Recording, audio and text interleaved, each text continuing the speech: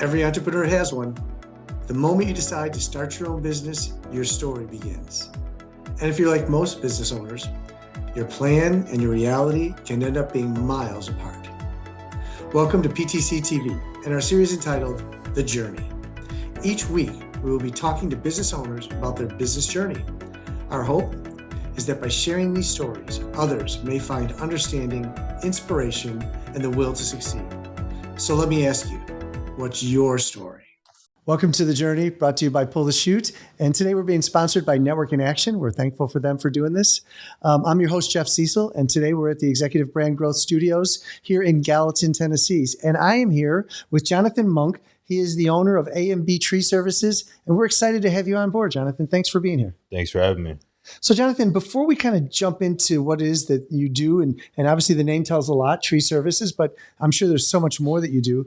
Tell us a little bit about you. How did you get started in this? How did you get to where you're at? And just give us a little bit of background.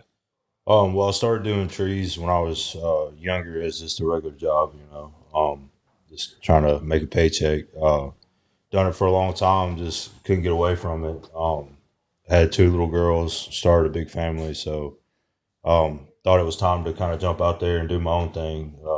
I worked with some companies, running crews and learning the ins and outs of the business side, and just finally said it was time to go. So I jumped out and started my own, and just working hard to get going on it. That's great. That's great. So how long ago did you start A&B?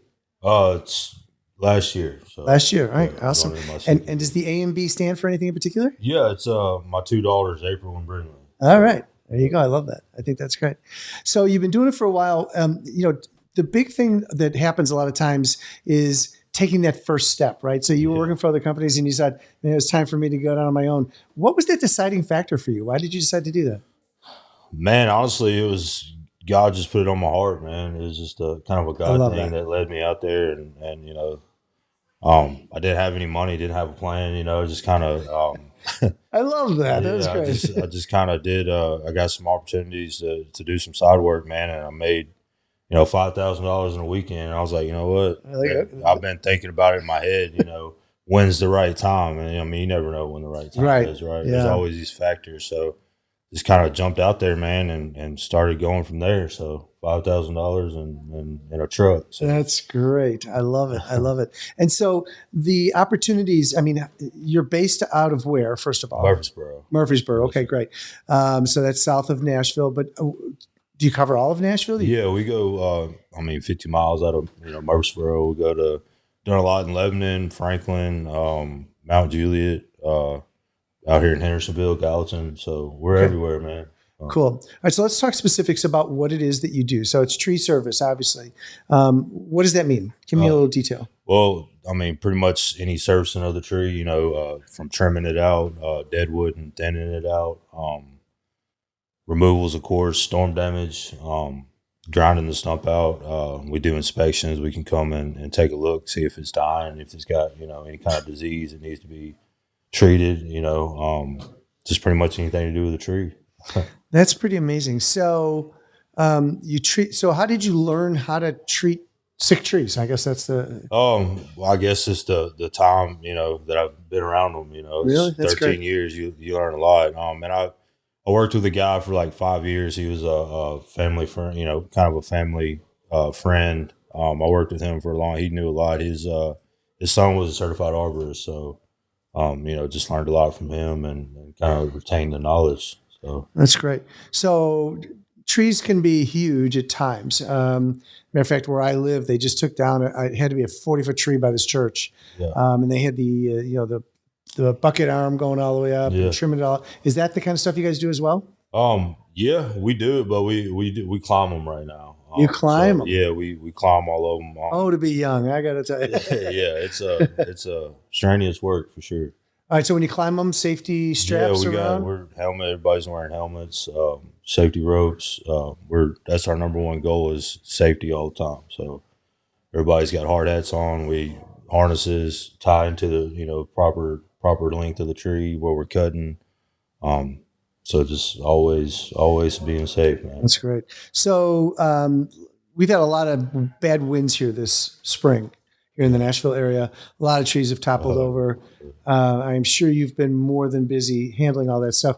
But at some point, I mean, is there a particular, will you handle any size tree and then do you haul it away? I mean, what happens? We just got through doing a big tree in Lebanon, actually. I mean, that thing was huge and nobody wanted to touch it. I mean, it was so big.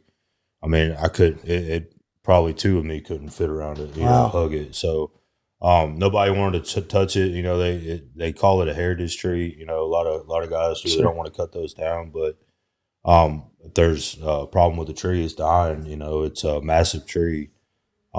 Could cause damage. You know, it was right up on the gate and the fence of the lady's property, and she called me out there, and I told her immediately, you know, you got dead up in the top of it, cavities in the bottom. You know, that thing's got to be hollow. And yeah, I mean, we got it down, got the equipment out there, hauled it away, man, and lo and behold, it was. I mean, you could fit inside the hole in the stump. So yeah. Oh my gosh. So yeah, I mean, no tree's too big, no tree's too small for us, really. Oh, that's great. Yeah. That's great. So you haven't been in business all that long, but what's one of the biggest challenges so far that you faced? Man, just doing it all myself, I guess. Just slow, you know, learning as I go. You know, still all the bookwork side of it, you know, the funding, accounting, all that. You know, just kind of learning all that. Okay. And still working and keeping it going. It's been but you know. Part of that is having a crew that you can, you know, trust to, you know, go work and let me, you know, figure out all this business stuff, right? So I finally got that, and I think it's taken a big weight off my shoulders. So I think, you know, once you can find those guys you trust and you can just show them what they're doing, you trust that they know what they're doing, you can kind of focus in a little more and keep your rein on, you know, all the business side of it instead of jumbling around doing the work and then running home doing the business side, and you know it's a mess. So when do you find family time? You got two daughters. Yeah, it's rough, man.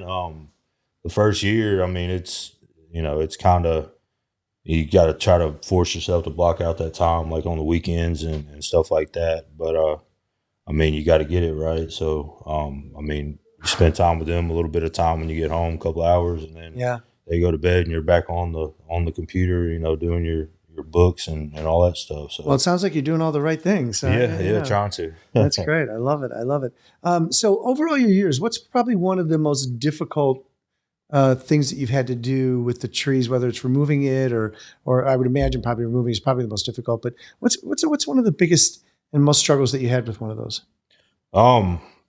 I think when I first got going, it was more like the equipment, you know, having the right equipment to do what, you know, I know how to do it. It's just, you know, okay, you know, I got to have a trailer big enough, truck big enough to be able to haul this stuff. Sure.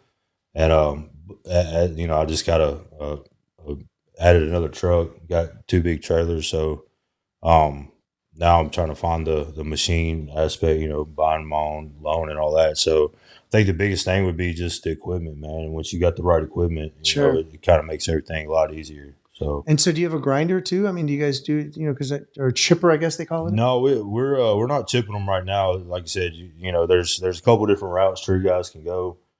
Chipper, you got to have a big truck. You know, those trucks are $100,000. Oh, wow. You know, easy. The insurance on them. But you know, for what we're doing right now, dump trailers, we do dump trailers. You know, we rent a little skid steer, you know, so I can find the funding, you know, to buy one. Because I don't like to kind of get in a bunch of debt, so I just kind of go at my own pace. But good for you. But I mean, we're efficient, man. You know, if we've done crane jobs, you know, I got guys that, you know, I use that, you know, I hire out, you know, they come and do my crane work for me.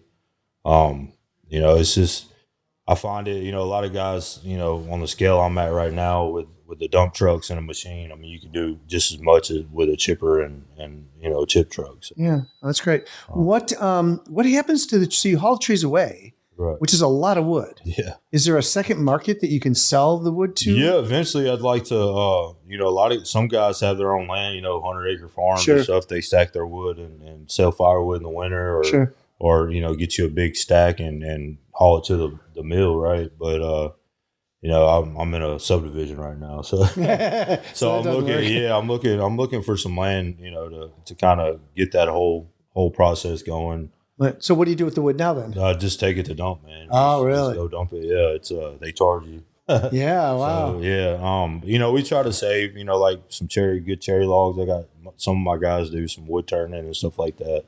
So if we got, good logs, we try to save some of them, And towards the winter time, we'll start trying to pack, stack up a little bit, kind of cut firewood in the winter, keep Okay. us rolling a little bit. So do things slow down for you come winter? Man, my first year, I thought it would, but honestly, I stayed steady. Yeah. It wasn't, it wasn't nowhere near as, the summer season, Right. but I made it through. I stayed steady, man. Oh, So, that's great. I love it. now I got, websites and a lot more advertising and all this, this year. And plus, going into your second year, you done made a name for yourself. Yeah. Right. So That's true. this winter, I'm hoping to have, a couple months already booked up. So Cool. Love it. Love it so much. So what's the future hold? I mean, where do you want to take this? I mean, you started out on a whim, you just kind of, trusted that God knew where he was taking you. But where do you think you want to take this? What's the vision? Man, my vision is, like I said, find me a lot, give me, a good shop going, keep adding trucks, man, get to that, big bucket truck and chip truck. And, eventually just, add, be in Nashville and maybe another state, just as much as I can get it grown, man, that's the plan. Love it. Love it. Love it. Johnathan, if people want to get a hold of you, how can they do that? You can visit abtreeservice.net. Give me a call, 615-306-8382. Facebook, LinkedIn. Awesome. Love it. And even find Better Business Bureau. We're on the Better Business Awesome. Bureau. Good for you. Yeah. Good for you. Johnathan, thank you so much for being here buddy. today. Really appreciate it. Really appreciate your story. I love the fact that you just took the leap of faith and just went for it. Yeah. There's a lot of business owners that struggle with that. It's like, do I want to? Do I not want to? Right. You just trusted and you just did Yeah, it. So. no, that held me up for a long time. So I'm glad I finally made the leap. Good for you. Good for you. Thanks so much. Thank you. To our viewers out there, thank you so much, as always, for watching. We're excited to be able to bring you these stories. Until we talk again, stay safe and be healthy.